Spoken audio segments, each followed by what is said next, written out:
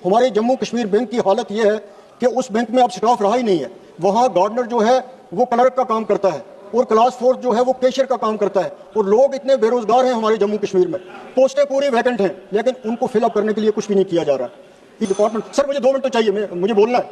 मैं तो अभी तो मैं टूरिज्म सेक्टर पे आया नहीं, तो उस पर कुछ भी नहीं हो रहा है। हमारे जम्मू कश्मीर बैंक से लोगों को कोई फायदा नहीं हो रहा है। उनकी ब्रांच जो है वो रूरल एरियाज में नहीं खुल रही हैं, तो उससे कोई फायदा हमें नहीं रहा। जहां तक हमारा सर एक मिनट गरीब लोगों की बात करने दीजिए, जो उनके लिए उस लाइफ स्टॉक को इंश्योरेंस कवर मिलना चाहिए। गरीब लोग जो हैं उनका गुजारा इसी पे है। अमीर के लिए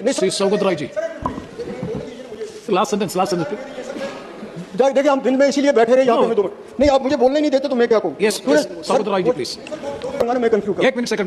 कंक्लूड करूंगा, मुझे कंक्लूड करने दीजिए।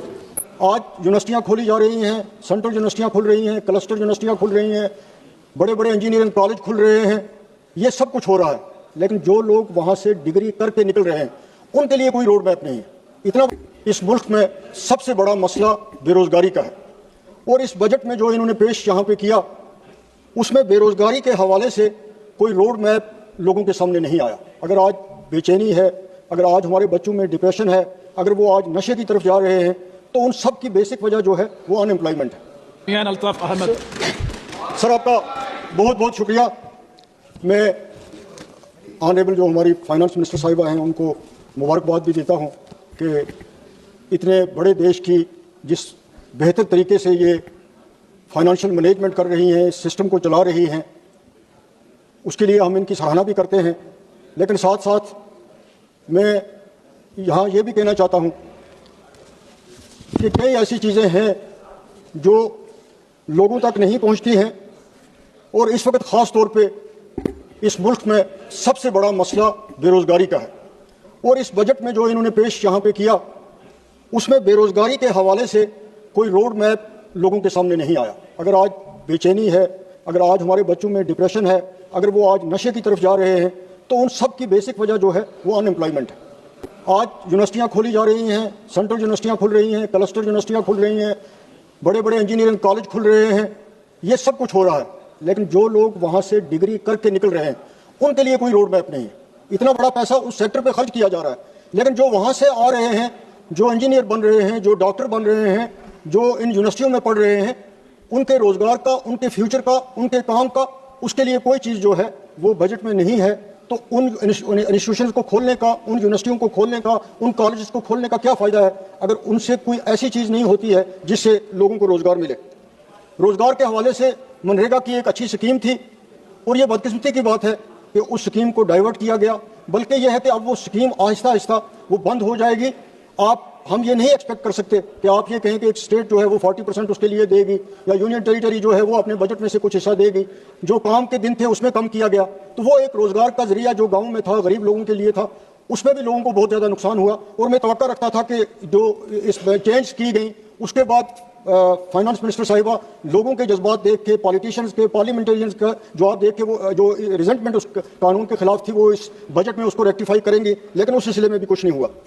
बैंक से एक दूसरा जरिया है बेरोजगारों के लिए, लेकिन अब बैंकों का ये हो रहा है कि वो सरमायादारों के लिए हैं, बिजनेसमैन के लिए हैं। जब कोई बेरोजगार इंजीनियर, डॉक्टर डिग्री लेके जाता है बैंकों में, कोई टेक्निकल हैंड जो है वो बैंकों में जाता है, तो वहाँ इतनी बड़ी कवालतें हैं, वहाँ इतनी बड़ी रिश्वत ली जाती है कि वो जो पहले एक बैंक से लोगों को ये लगता था कि ये लोग जो हैं ये बेरोजगारों को, उनको प्रायोरिटी पे लोन दे देंगे, दफ्तरी तवालतें कम होंगी, रेट ऑफ इंटरेस्ट कम होगा, लेकिन बैंक भी वो मकसद इस वक्त पूरा नहीं कर रही हैं।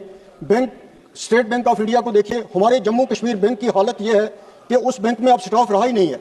वहाँ गार्डनर जो है वो क्लर्क का काम करता है, और क्लास फोर्स जो है वो कैशियर का काम करता है। और लोग इतने बेरोजगार हैं हमारे जम्मू कश्मीर में, पोस्टें पूरी वैकेंट हैं, लेकिन उनको फिलअप करने के लिए कुछ भी नहीं किया जा रहा है।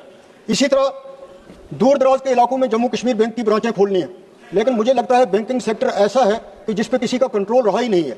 तो मैं ये चाहता हूं कि गवर्नमेंट ऑफ इंडिया हो, इनका फाइनेंस डिपार्टमेंट, सर मुझे 2 मिनट तो चाहिए, मुझे बोलना है। मैं तो अभी तो मैं टूरिज्म सेक्टर पे आया नहीं, तो उस पर कुछ भी नहीं हो रहा है। हमारे जम्मू कश्मीर बैंक से लोगों को कोई फायदा नहीं हो रहा है। उनकी ब्रांच जो है वो रूरल एरियाज में नहीं खुल रही हैं, तो उससे कोई फायदा हमें नहीं रहा। जहाँ तक हमारा टूरिज्म सेक्टर है, खासतौर पर जम्मू कश्मीर में, तो टूरिज्म सेक्टर का इस बजट में भी जिक्र किया गया है। लेकिन टूरिज्म सेक्टर की जो आमदनी बाहर से टूरिस्ट आ रहा है उसकी इस देश को आमदनी है, हमारी रियासत को उसकी आमदनी है, लेकिन उसके लिए इंफ्रास्ट्रक्चर नहीं बनाया जा रहा है। इसमें इन्होंने जिक्र किया है इसमें अपने बजट में कि नेशनल इंस्टीट्यूट ऑफ हॉस्पिटलिटी जो है उसको ये बना रहे हैं। नहीं सर, अभी मुझे बोलना है।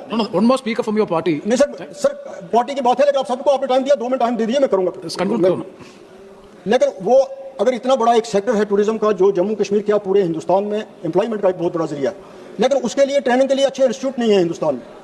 जिस तरह उन्होंने एक इंस्टीट्यूट का जिक्र किया, यहाँ दर्जनों होने चाहिए, और नॉर्थ में भी होने चाहिए, साउथ में भी होने चाहिए, कश्मीर जैसी जगह में भी होने चाहिए, तब जाके लोगों को उनका फायदा पहुंचेगा। जहाँ एग्रीकल्चर सेक्टर का जिक्र किया है, शीप का जिक्र किया, एनिमल हस्बेंड्री का किया, हमारे कश्मीर में हॉर्टिकल्चर इंडस्ट्री जो है, सेब जो है या शीप की बात है, एनिमल हस्बेंड्री की बात है, जब तक उसको इंश्योरेंस कवर नहीं देंगे, क्रॉप इंश्योरेंस नहीं होगी खासतौर पे हॉर्टिकल्चर सेक्टर के लिए, कश्मीर में एग्रीकल्चर सेक्टर के लिए, तब तक उस इंडस्ट्री को कोई फायदा नहीं हो सकता, क्योंकि वहां पे जब भी कभी आंधी आती है, तूफान आता है, तो लोगों के लाखों रुपए के तबाह हो जाते हैं। इसी तरह एनिमल और शीप हस्बेंड्री का सर एक मिनट एनिमल और शीप गरीब लोगों की बात करने दीजिए, जो उनके लिए उस लाइफ स्टॉक को इंश्योरेंस कवर मिलना चाहिए। गरीब लोग जो हैं उनका गुजारा इसी पे है।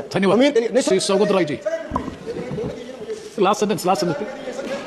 देखिए, हम दिन में इसीलिए बैठे रहे यहाँ पे, 2 मिनट नहीं, आप मुझे बोलने नहीं देते तो मैं क्या कहूँ। मैं कंक्लूड करूंगा, मुझे कंक्लूड करने दीजिए।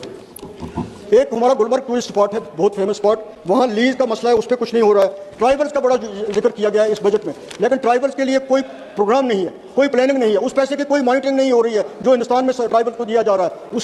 उसके कंट्रोल करने के लिए, उसको स्पेंड करने के लिए कोई तरीकेकार नहीं है। ये मैं आपकी नोटिस में भी लाना चाहता हूँ, वो सिर्फ पब्लिसिटी की हद तक है। इसके अलावा सर